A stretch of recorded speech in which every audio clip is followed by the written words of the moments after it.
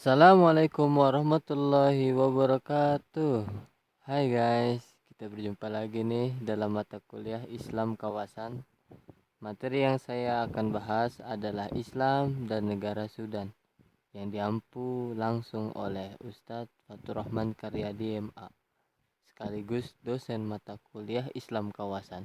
Semoga selalu diberi kesehatan dan keberkahan. Amin. Ngomongin negara Sudan, pasti vibesnya ke teroris gitu ya kan? Hehe. Aslinya nggak gitu loh. Banyak sejarah Islam yang penting juga di dalamnya. Bahkan menjadi tonggak penyebaran Islam di benua Afrika. Gak usah banyak cincong deh ya guys. Kita langsung aja masuk ke materi kita. Satu, awal mula masuknya Islam.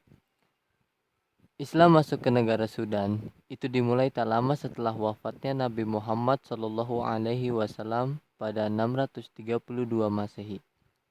Awal mula masuknya Islam dimulai dari daerah Mesir pada 641 Masehi, masa di mana Khalifah Umar bin Khattab masih menjabat.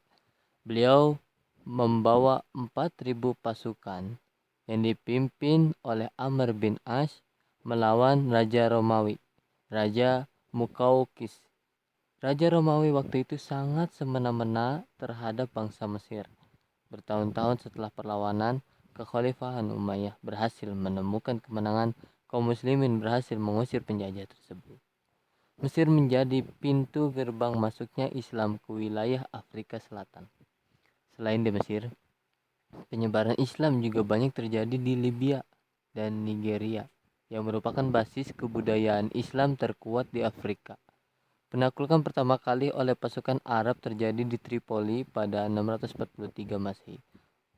Orang-orang Arab tidak bisa menaklukkan bangsa Nubia. Akhirnya orang-orang Arab menjadi nomaden, mencari lahan baru untuk membuka perdagangan. Banyak perdagangan yang datang juga dari Mesir, membuka lahan perdagangan, mencari di daerah utara negara Sudan. Penyebaran Islam melewati jalur pernikahan dengan etnis setempat, politisasi kalangan elit juga melalui perdagangan. Melalui pangkal ini juga penyebab munculnya Arabisasi di daerah utara Nubia atau yang biasa kita kenal Sudan.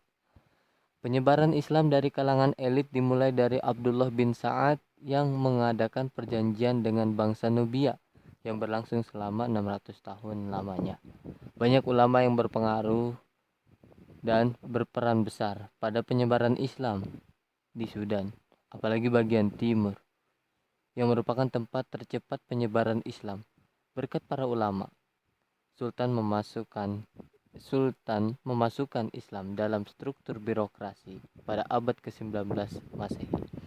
Setelah terlepas dari kekuasaan dinasti Utsmani, Sudan berada di bawah kekuasaan Mesir yang mendapat dukungan dari Inggris. Muhammad Ali adalah gubernur Mesir saat itu yang memimpin Mesir dengan tangan besi. Tidak ada yang berani melawan gubernur Muhammad Ali pada masa itu. Sampai akhirnya ada seorang pejuang yang bernama Muhammad Ahmad pada tahun 1881 Masehi. Ketika masa invasi Mesir kepada dia berhasil diusir oleh Muhammad Ahmad.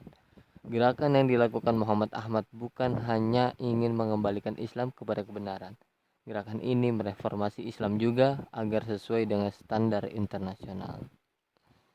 2. Pangkal dan akibat dari Perang Saudara Negara Sudan. Pada tahun 1998, terjadilah Perang Omdurman antara Mesir dan pasukan Mahdi Abdullah adalah pengganti Muhammad Ahmad sebagai pejuang kemerdekaan rakyat Nubia.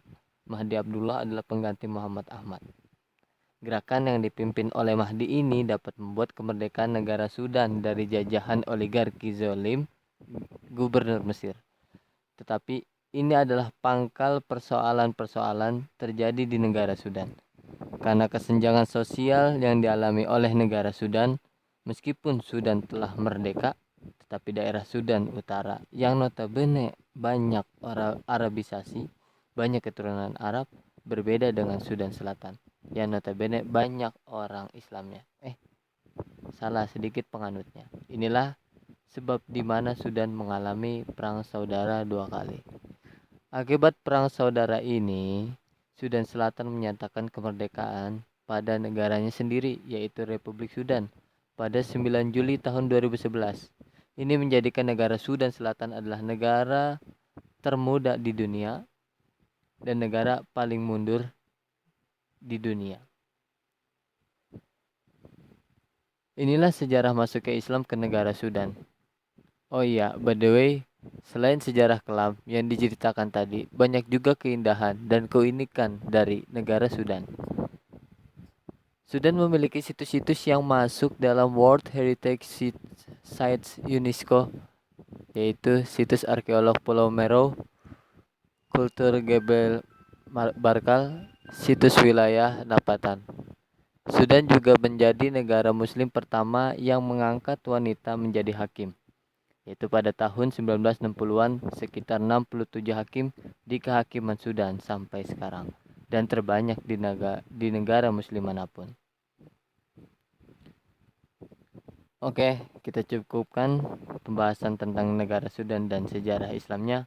Semoga bermanfaat ke depannya untuk kita semua. Terima kasih untuk semua teman-teman, khususnya yang terhormat Ustadz Fatur Rahman Karyadi MA selaku pembimbing pelajaran Islam kawasan ini. See you next time guys. Stay healthy and take care for yourself. Wassalamualaikum warahmatullahi taala wabarakatuh.